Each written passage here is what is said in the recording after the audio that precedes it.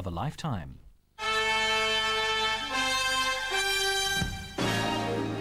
Well, you don't often come backstage with This Is Your Life, and you can see why. But tonight is an exception because the man in question is going to be coming along right through this area shortly, and we want to cover up any clues that'll get rid of our special surprise. Now, have a word with our audience.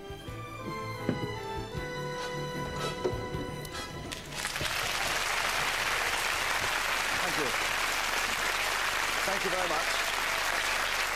Good evening.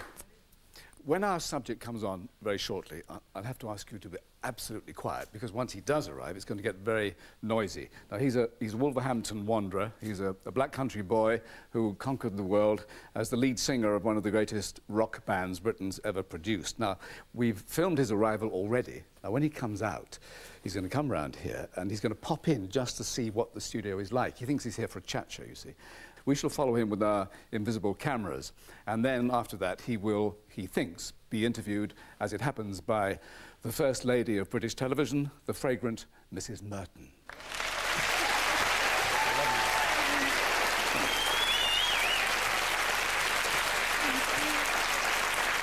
Hello, Michael. So kind of you to help with our little subterfuge. I'm so excited, you know, and thrilled to be part of this surprise. I really am. Who is it again? Do you know, if you ever do me on this show, will you tell me in advance so I can get a perm? You'll be warned. No, you won't be warned. Of course you won't. No. I'm getting the signal, actually. He is about to leave the dressing room. Okay. Oh, Michael. Right. Okay. Hello, nice to meet you. Would you like to just come this way?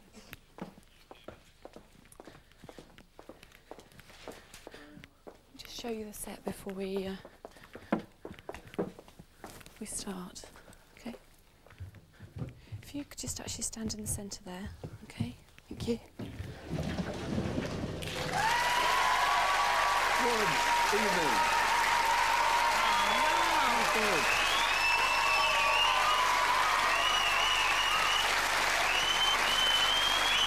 I don't believe it. Not quite the show you expected.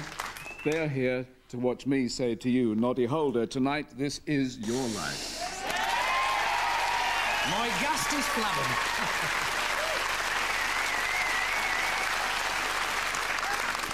We're going to do the show right here. What we're going to do is transform the set, put some very nice people there, and then we'll rock and roll. See you in a moment, folks. Noddi, come this way.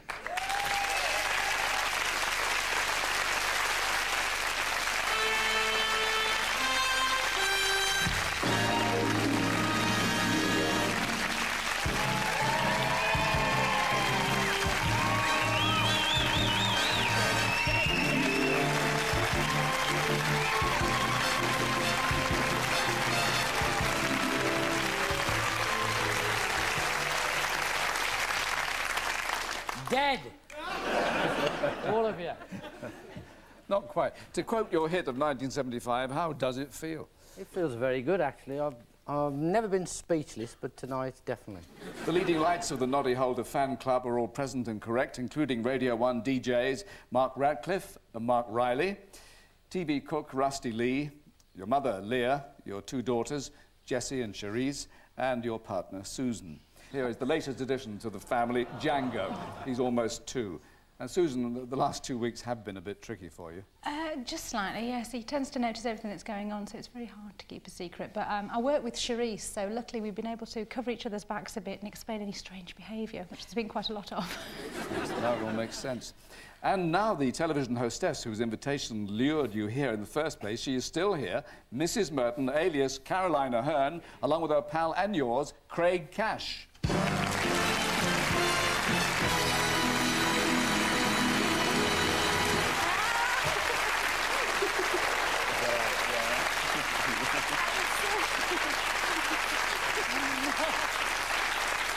Well, Caroline, it worked. We do actually really do want you on the Mrs. Merton show, because, I mean, some of the old biddies in the audience, they remember the songs. Enjoy your You are a evening. sweet talker.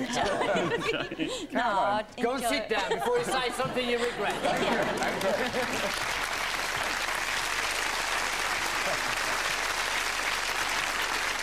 Well, so far, so good. Yeah. Noddy, it's over 25 years since your first hit, Get Down and Get With It, launched that you... long? Yes, I'd fear so. That's why you're here. It launched you and Slade to international rock stardom. 16 hits followed in the next 5 years alone, 6 of them #1s.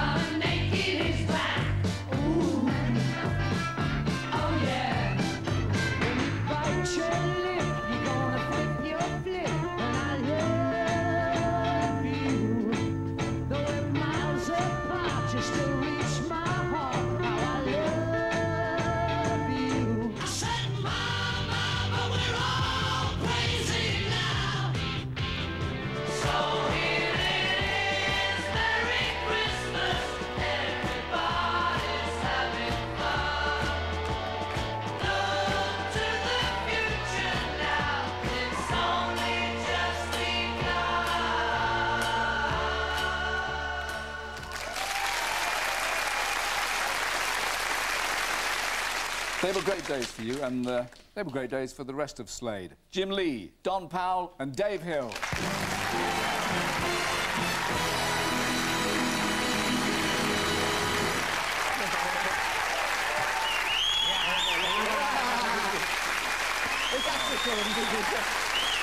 Well, Dave, apart from anything else, you all got to see the world. Yes, we certainly did. Our first trip was to the Bahamas. We were like 4 youth centre kids, you know, in a group, and we all travelled to the Bahamas, and we couldn't believe it, actually, because we arrived there and we were put in an expensive hotel, and all our food was paid for, and we just run up bills and everything. The manager, we used to call Dan Darrow, comes along, he said, "Where's my money?" you see, and we said, "We haven't got any money we're supposed to be paid for." We owed all this money, and then we just had to stay there to pay this debt off. But, I mean, it was an amazing experience, and we all lived together in this one-room place, and we all learned to put up with each other and not share a room together again. Oh, stranded in the Bahamas, very rough. Absolutely. Thank you very much.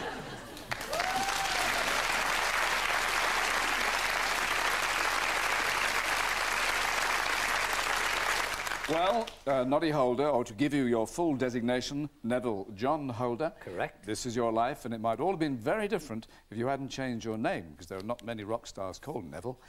Your story begins on the 15th of June, 1946. You're born at the family home, 31.5 Newhall Street, Coldmore in Walsall. Your late father, Jack, ran a window cleaning business, and your mother, Leah, worked part-time as a school cleaner. There was plenty of music at home. Your father had a good singing voice, and your mother played the violin. Leah, did you call your boy Neville or Noddy? Neville. Neville, of course. Well, Noddy, you were very advanced for your age. You learned to talk before you could walk, and by the time you were 15 months old, you could recite all known nursery rhymes word perfect. Now, you were a bit of an entrepreneur as well, according to your Auntie Elsie. His uncle and I made him a puppet theatre, and he got quite good at it, but he charged all his little friends a penny each to come and see him. And that's the way it should be. Well, here you are when you're about 5 years old, meeting a mysterious stranger who, years later, features in one of your hits, Merry Christmas, Everybody. When you're 11, you leave Bluecoats Infant School for the T.P. Riley Comprehensive.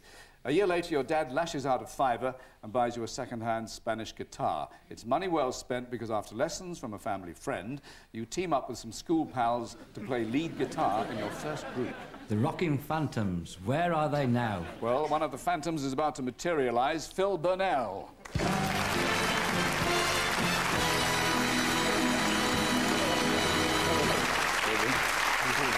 So you were in at the beginning of the career, were you? That's right, Michael, yeah. I think we used to meet up in our school lunch breaks, hadn't we, and do a bit of playing. Skive off school as much as possible. We did as well. Where did you rehearse in those days? Nod's mum's kitchen, our mum's living room, anywhere. Sorry about the noise, Mrs. Holder. I'm sure it paid off in the end. Paid off in the end. Yeah. I think it did. Phil, thank you very much. You.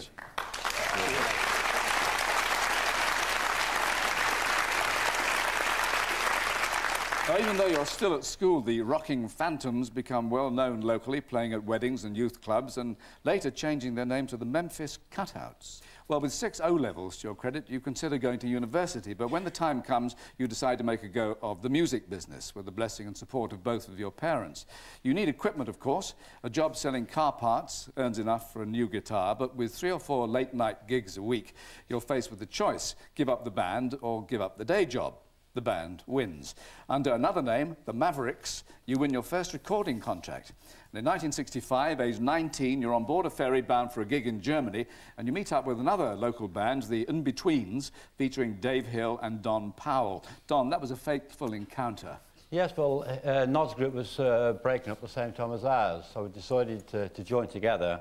And we had this gig at a club in Torquay, you know what I'm going to say. Don't you tell me the dirty stories about it. We had to clean up in the toilet of the club. But Nod refused to pay a penny to go to the toilet. So he proceeded to climb over the top. And when he got to the top and looked down, there was a bouncer sitting on the toilet. Now, it's while you're playing in Germany that you encounter another young hopeful. We caught up with him in America, where he's touring with The Who, leader of the gang, Garry Glitter. Noddi! Surprise! Now, do you remember the days in 1960-something or other when you were the In-Betweens? Cast your mind back, OK? I was Paul Raven in Boston, and we were doing our apprenticeship years, and you arrived in town starving with the rest of the boys. OK, and I'd learned a little bit. I'd been there about a year or 2 before, learned a bit of German, you know, well, certainly menu German, Speisekarte Deutsch, as they call it, right? So here we have Bauernfrühstück and herbs and soup, which in English is potato omelette and green pea soup. Now, this is a lethal combination. I know for sure this is where you get your style from, OK? Because once you had that, you started going like, Mama, Mama, we're all crazy now! Have a lovely night, OK? Love you. Rock and roll! Now, as one of the in-betweens, you tour through the 60s, but it's not until a 1969 deal with Philips Records that things really begin to take off. That's when you acquire a new manager, Chas Chandler. Chas played bass with the Animals and produced Jimi Hendrix. When he hears your band, by now called Ambrose Slade, he offers to manage you and take you to the top, a promise he keeps. Sadly, Chas died earlier this year, but his son Stefan is here tonight. And Stefan, you've known Noddi all your life. Yeah, I used to sit on his knee and he used to teach me how to swear when I was younger. No, Dad and Noddi were very, very close. Dad thought Noddi was the best front man he'd ever seen and thought he had the best British rock voice since John Lennon. Well, one of Chas's first moves as your new manager is to shorten the band's name to Slade and to hire publicist Keith Altham to get you noticed. Keith, what was your master plan? The only thing that was really happening in the press at the time was the emergence of the skinheads. And I said sort of jokingly, because I knew how proud the guys were of their long hair, well, I suppose we could turn them into a skinhead band. And Chas' eyes lit up. Good, he said, and went away. Now, the following morning, I recanted on this and rang Chas up and said, look, we can't do this. They're regular guys. They're nice blokes. Chas said, too late. They've been out, they've had the haircuts, we're just buying the boots and braces. They're now a skinhead band. Well, it got them the press and the attention, and the next record was a huge hit, and they went on to have 18 more top 10 hits. So it worked from that point of view. Well, as we can see, the result was fairly startling, but the hair grows back, and in 1971, Slade released Get Down and Get With It.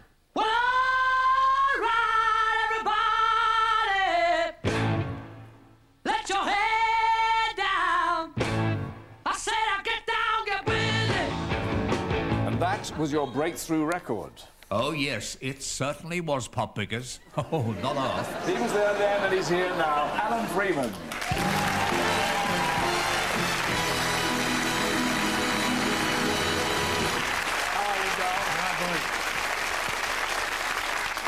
Alan, and be fair, did you like Slade's music straight away? Yes, I did, actually. Michael, I received this batch of new releases.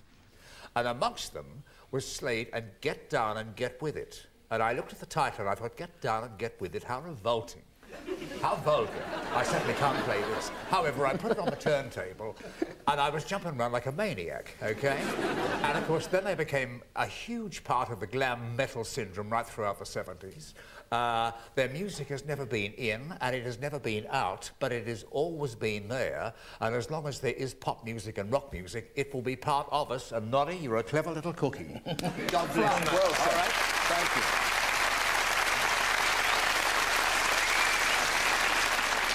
Well, Get Down and Get With It stays in the charts for 14 weeks, the first of a string of hits which finally propels you into the Rock and Roll Premier League.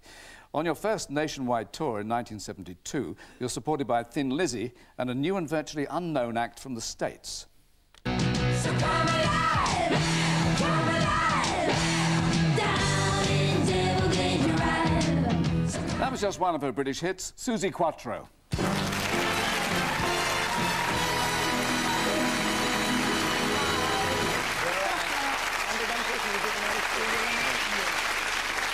Süzi, hi. It says here that you learned a lot from Noddy. Shall I tell you what I learned? No, you want me to be quiet. That was the first tour I actually did in this country.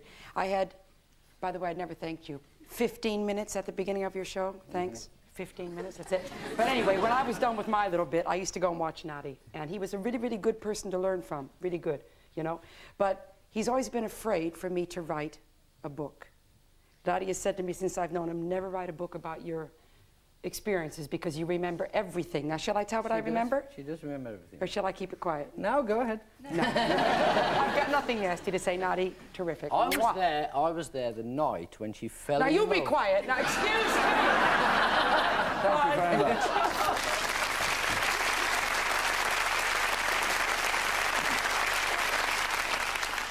Well, the 70s are a golden time for British rock. There's many a lurid tale of life on the road. That was more than 20 years ago. Nowadays, a main topic of conversation for the wild men of rock is who organises the babysitters. Right, Jessie? Yeah, because my dad's been friends with Brian May since the early 70s, and sometimes I do babysitting for him. Well, as you say, Brian May is a great friend and a big fan. Hi, Nod, old chap. We met many years ago, as you know, and Queen were a bunch of struggling young lads on the road who had just started out, really, Freddie and me, Roger, John. And my vivid memory is Fred immediately launching into, yeah, it's a really good show, Noddy, but, you know, you should be doing this with the lights and you should be coming forward and this should be happening, should be the choreography. And I'm thinking, this guy is going to immediately choose his moment and say, hey, listen, guys, I've sold 5 million records. What have you done, you know? What are you telling me to do things for, you know? But being the kind of person you are, Noddy, what you actually said was, yeah, I think you guys probably have a point, which I thought was very forbearing of you, I must say. So good luck, have a good time, and I hope life brings you lots more goodies. Take care, Nod. Thank you, Brian. But throughout the 70s, the combination of the right image and the right music produces hit after hit, countless TV appearances and world tours. Christmas 1973 sees you at the top of the charts with a song that goes on to become a seasonal classic. So here it is, Merry Christmas, everybody's having fun. That song stays at #1 for weeks, much to the frustration of another glam rock band, Wizzard, who were also trying hard for the #1 spot. I wish it could be Christmas every day. When the kids start singing and the band begins to play. Wizzard did well with that song, but you held them off. They were magnanimous in defeat. In case I didn't say it before, lads, congratulations. It's Roy Wood.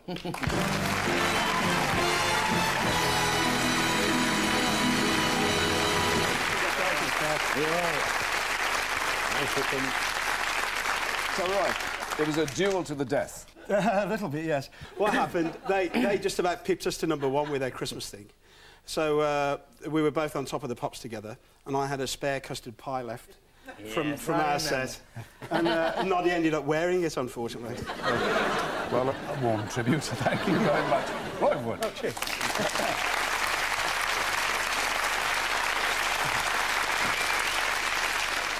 In 1976, you have personal business to attend to. You marry your girlfriend, Leandra. Your first daughter, Cherise, is born, and a couple of years later, Jessie arrives. Now, although you and Leandra part, you remain a close-knit family. In the spring of 1980, after a decade in which you'd produced a staggering 17 top 20 hits, Slэйд go their separate ways. But that summer, Ozzy Osbourne drops out of the Reading Pop Festival and Slэйd are invited to take his place. Now, Jim, this was an offer that you couldn't refuse. Oh, absolutely. But we got down there and all the other bands were arriving in these massive limousines, but as usual, we'd hired a car from Rent-A-Wreck. And we ended up being directed to the public car park. Do you remember, Nod, the big entrance? I certainly do. We ended up coming through the crowd with our suitcases and our guitars. We got to security. The guy said, "You're Slэйd?" We said, "Yeah." He said, "Well, you can't come in. You're not on my list." So we did get in, but we had an amazing gig and we were the hit of the festival. Happy ending. A year later, and 10 years after your first chart appearance, you score another top 10 hit, We'll Bring the House Down, and you continue to record and tour until 1985. As just about the biggest selling act of the 70s, you've been awarded countless gold and platinum discs, and more recently, you were on the receiving end of a heartfelt tribute from a certain Vic Reeves and Bob Mortimer. It's got a kick. This is a great cup of soup. It's really, dinnery. I disagree. It's more, suppery. Dad, it's more my meaning. No, you're all wrong. It's lunch-flavoured. All right, Noddi. All right, Noddi. That lip movement was very useful to me in my teenage years and got me a lot of girlfriends. And it was based on Noddi, I presume, was it? Based on Noddi, no. But do you remember, Noddi, we were in the Britannia Hotel, yourself and myself, in the bar, and there was a banging on the ceiling, and a man's legs came down.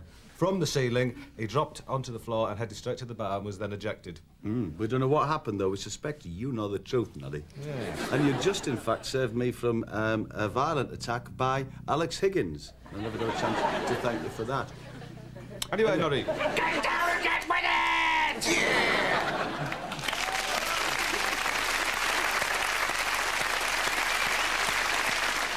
Noddi, you're very much part of today's music scene with your own weekly show on Piccadilly Radio in Manchester. In 1993, you hosted a Radio 1 series on glam rock called Glitter and Twisted. And last year, you captained one of the teams on a satellite TV pop quiz, Roll With It. Oh, great! Because he's going to do the can-can, but to the words of the leader of the gang. Is he a leader? We'll find out. Noddi Holder!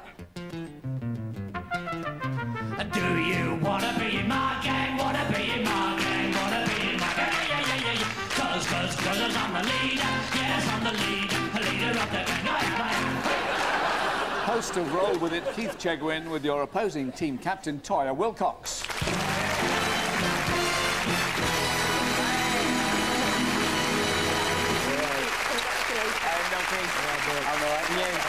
Nice to see you.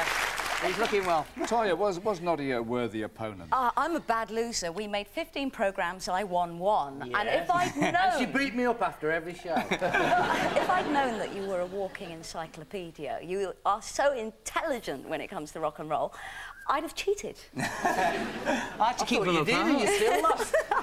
I had to keep them apart at the end of shows. You've worked with them a great deal, haven't you? Yeah, well, actually, I mean, Noddi was one of the first guys that ever had to interview live on TV. And it was, oh, gosh, around about 1976, on the days of Swap Shop. Noddi came down to a hotel in Wadebridge in Cornwall. And I thought, you know, being the sort of genial host, had to look after him. I stayed up till like 4 o'clock in the morning. You know, had about 2 hours sleep, went live on BBC TV as the sort of whiter-than-white TV presenter that doesn't drink and doesn't smoke and all things like that. And he blew it all because I turned around and said, "Morning, Noddi, how are you?" He said, "Oh, God, wrecked." He said, "What a night I had with you, Cheggers." But I'm still here, and so are you. Good. Nice one. Thanks a lot. Thank you.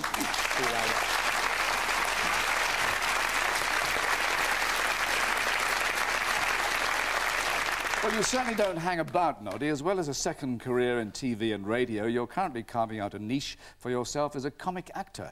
In the new ITV sitcom Grimleys, you play music teacher Mr. Holder.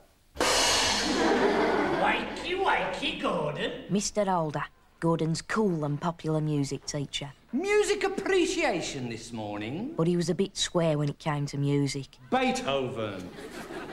Now, is this the birth of Noddi Holder thespian? Let us ask your co-star, Samantha Janus.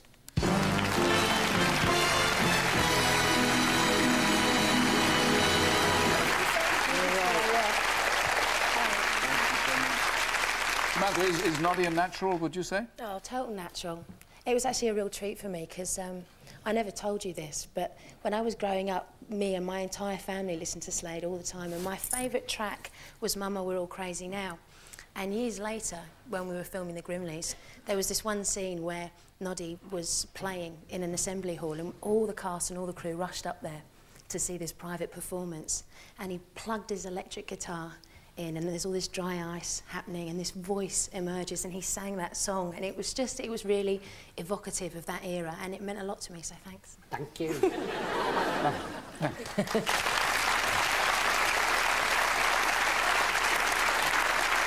There was something else to celebrate last year, another touch of gold, your 50th birthday, and Susan, you organised the party. Did really well, got loads of people that I knew Noddy wanted to see, and kept that a secret as well, becoming a habit. But there was a group of people I didn't get hold of. I think Slade are quite unusual that they had the same road crew that stayed with them a lot through a lot of the years they were together, and I couldn't track them all down, really. They were like a family, but they're not far away. Here they are. John Crutchley, Alan Lynch,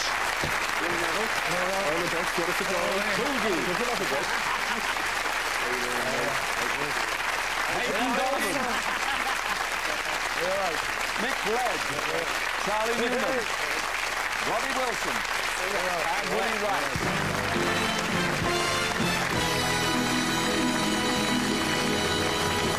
A useful bunch of blokes, and with them, just in from America, touring with the Fugees, your tour manager from 25 years ago, Graham Swinnerton.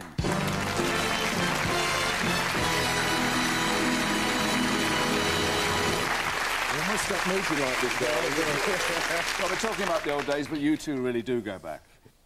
The finest tribute I think I've paid to you, Nod, on behalf of all the road crew, and especially the ones who can't be here tonight. He was always regarded as one of the lads. He was always trying to get us to play cards, winning money off everybody. He was one of the regular guys, one of the crew. Good man. Swin, Cheers, thank Nod. you very much.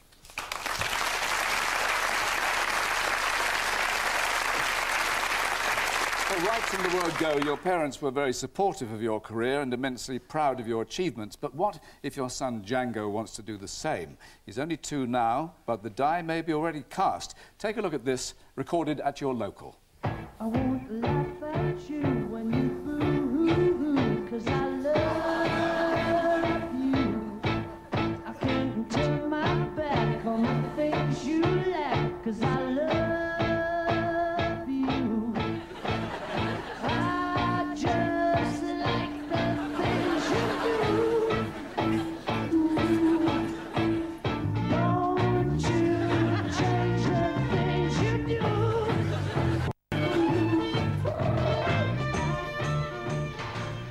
Hello, Daddy.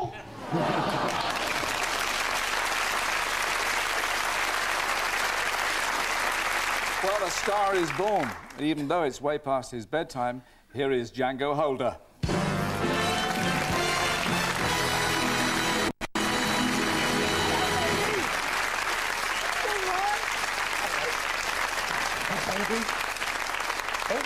Well, the gang's all here. Noddy Holder, this is your life. Oh, thanks.